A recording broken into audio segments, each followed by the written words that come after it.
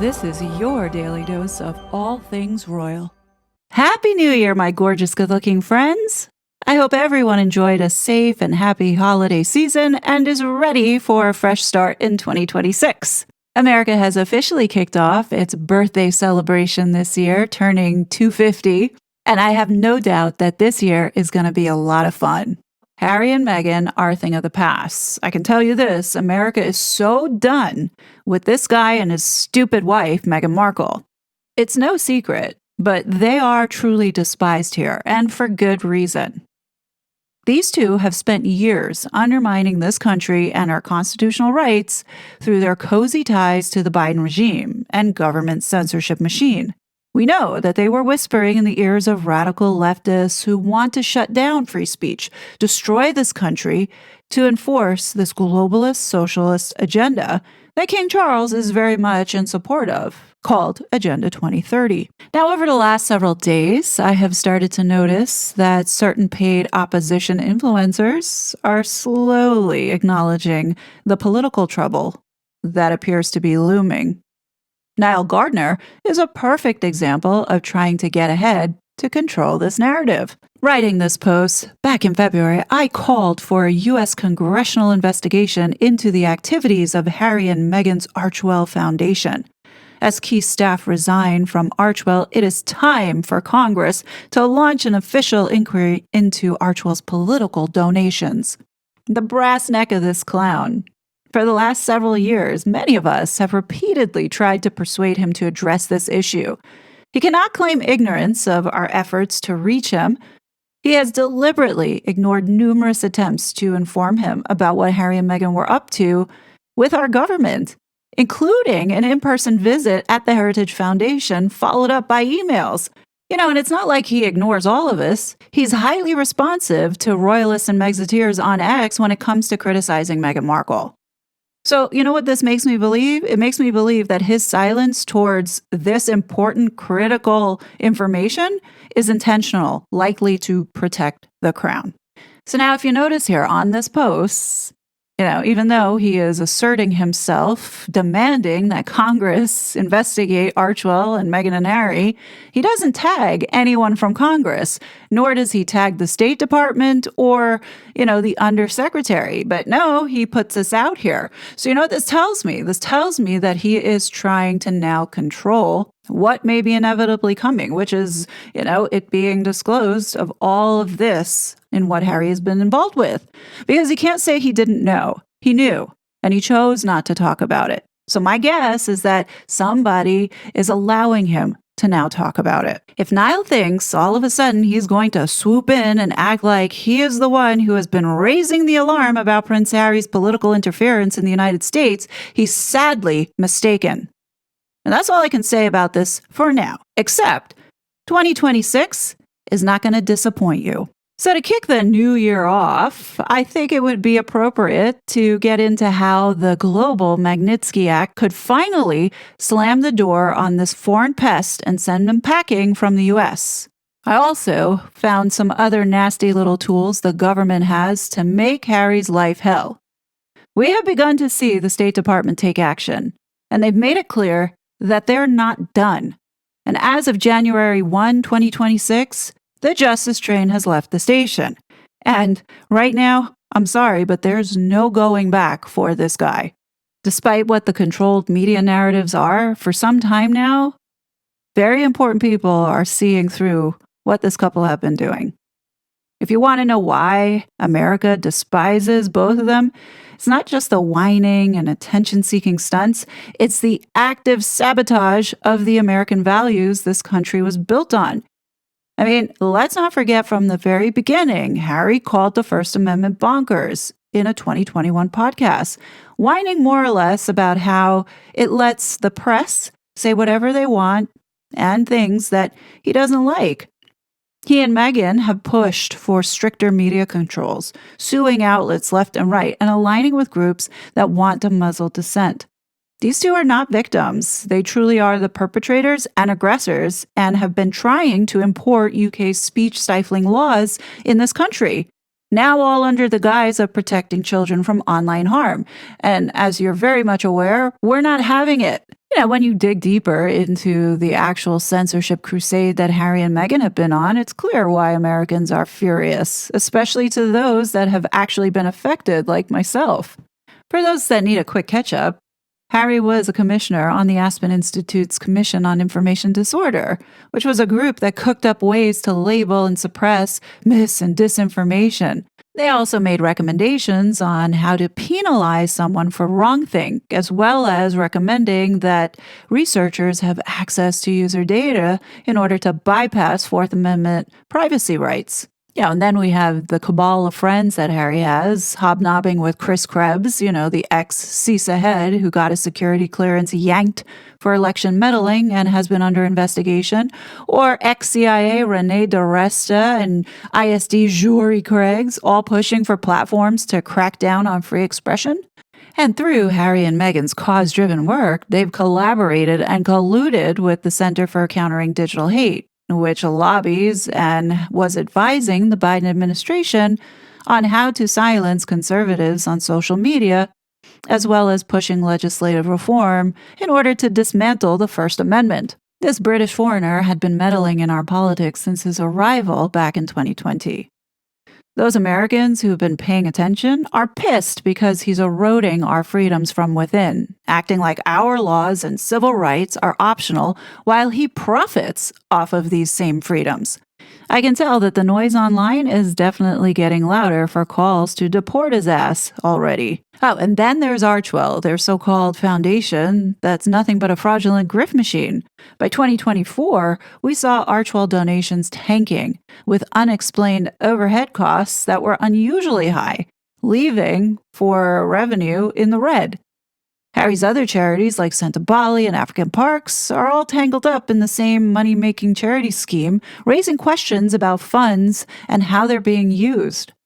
Americans right now have reached a point of being fed up seeing our money being stolen and moved around, then funneled to influence politics, behavior, and line the pockets of the already rich.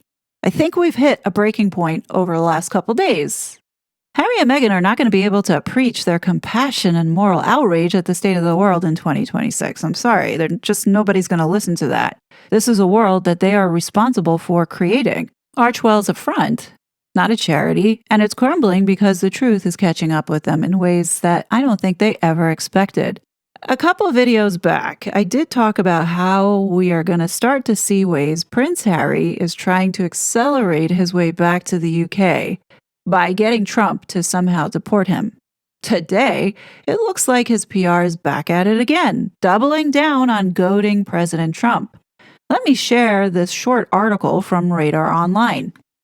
So this puppy says, Donald Trump's goal of kicking Prince Harry out of the U.S. has gone up in flames. RadarOnline.com can reveal. The controversial president does not have any power to boot the rogue royal, despite Harry being accused of lying on his visa papers. President Donald Trump does not have unilateral authority to deport an individual, including Prince Harry, who is a lawful permanent resident of the United States. Immigration lawyer Flomi Javier Diza told Radar, any deportation would require a valid legal basis under U.S. immigration law, not political rhetoric. Diza continued, removal or deportation in the United States is governed by statute, not by presidential preference. Even a sitting president cannot personally order the removal of a specific individual. Deportation proceedings must be initiated by the Department of Homeland Security and adjudicated through established legal processes, often involving immigration courts. According to Diza, the only way Harry would be deportable would be if the U.S. government were somehow able to show that he is legally removable under the Immigration and Nationality Act, which includes immigration fraud, misrepresentation, certain criminal convictions, or violations of visa or status conditions. Public speculation, such as admissions in a memoir or media interviews, does not automatically translate into deportability unless it directly establishes a statutory ground and is supported by admissible evidence. In his memoir Spare, Harry admitted to experimenting with several drugs, including cocaine and psychedelics. Right-wing think tank Heritage Foundation then filed a lawsuit for the release of the 41-year-old's immigration papers, which they claim would have revealed Harry lied about his drug use on his visa papers. However, according to an attorney from the Department of Homeland Security, Harry's application followed all the applicable rules and regulations. Disa told Radar, even if questions were raised about prior drug use or disclosures on a visa application, U.S. immigration law allows for waivers, discretionary relief, and confidentiality protections. Absent clear evidence of a qualifying immigration violation and a formal legal process, there is no automatic or presidentially driven pathway to deport Prince Harry. Claims suggesting otherwise are largely political rhetoric rather than reflections of how U.S. immigration law actually works, the immigration lawyer concluded. Prince William's younger brother has been pushing Trump's buttons lately, especially during his recent appearance on The Late Show with Stephen Colbert, where Harry joked, "I heard you elected a king," after Trump was accused of wanting to end democracy in favor of a monarchy. He later quipped, "Next year, I know we're looking forward to welcoming more Brits from across the pond, provided they behave and if they make it through customs and pass ICE." Despite this, previous insiders claimed Harry is desperate to be welcomed back into his family after he and his wife bailed on their royal duties and moved to California in 2020. He's secretly begging his father, King Charles, to take him back, a palace source claimed. And then the question becomes, what's Meghan to do? She's spiraling. Harry and Markle have been drowning in split rumors, with some claiming the pair is not only living separate lives, but they aren't on the same page when it comes to their children's private lives. Markle has posted their kids, Archie and little Betty, on social media several times, despite Harry pushing back against the decision. Earlier this year, despite his previous boasting, Trump claimed he wasn't interested in kicking him out of the country, as he had his hands full with his controversial wife. "I'll leave him alone. He's got enough problems with his wife. She's terrible," he said at the time. Now, after I read this article, I went ahead and I reposted it, and I did copy the lawyer that was mentioned in there, and I just brought up the Global Magnitsky Act, which is exactly what will get Prince Harry deported. So now for the fun part in talking about the Global Magnitsky Act. Passed in 2016, it lets the U.S. sanction foreign scumbags for human rights abuses or corruption by freezing assets, revoking visas, and banning businesses. You see, Harry's involvement with the censorship complex and online attack campaigns designed to threaten and intimidate people, including Americans, is a human rights violation. Under Magnitsky's terms, he's caused emotional wreckage to many of us, and in some cases, the right to earn income to live during COVID when he, of all people, was cashing in. Let them sanction him for that. And take away his visa, and while they're at it, freeze all those assets, especially that Olive Garden castle they have. As far as corruption goes, well, I think Archwell fits perfectly. Significant misappropriation. Now, technically, Radar Online article is correct. Trump can't just say deport Prince Harry because I don't like the things that he's saying, but he can tell the State Department, DHS, as well as the FBI and the NSA to watch him. You don't think they haven't been watching them? Come on now. My prediction is that we're going to see a lot more of these articles coming out fast and furious this month leading up to this decision about security. Now, this time for the Inquirer, Hillary Fordwich pops up again, who, remember, was also quoted in the Globe article that I read to you a couple days ago. Hillary Fordwich is part of the Royal Rota, and here she is giving quotes to both the Globe and the National Enquirer here in the United States. I mean, it's so obvious that they put this woman here to drive the message on why Harry needs his security back. This article says, "Determined, King Charles III is dead set on reuniting his fractured family and bringing son Prince Harry back into the royal fold after the cancer-stricken monarch was given a new lease on life, sources say." And Hillary Fordwich tells the National Enquirer if Harry comes back, he will need security, and the king is definitely being pressured on this issue by Harry. But since Harry shared a private tea with his father in September, sources say their icy relationship has begun to thaw, possibly setting the stage for the Duke's return to palace life. Now, sources say sentimental Charles wants to spend more time with Harry and broker peace between the royal renegade and his unforgiving older brother, Prince William. So he's quietly urging the security about face to bring home his second-born son and grandkids, Archie and little Betty. Fordwich says King Charles has always called Harry my dear boy. He always had a soft spot for his son, and he does want to see his grandchildren. She also notes that the monarch has been asserting himself lately to keep his family in line.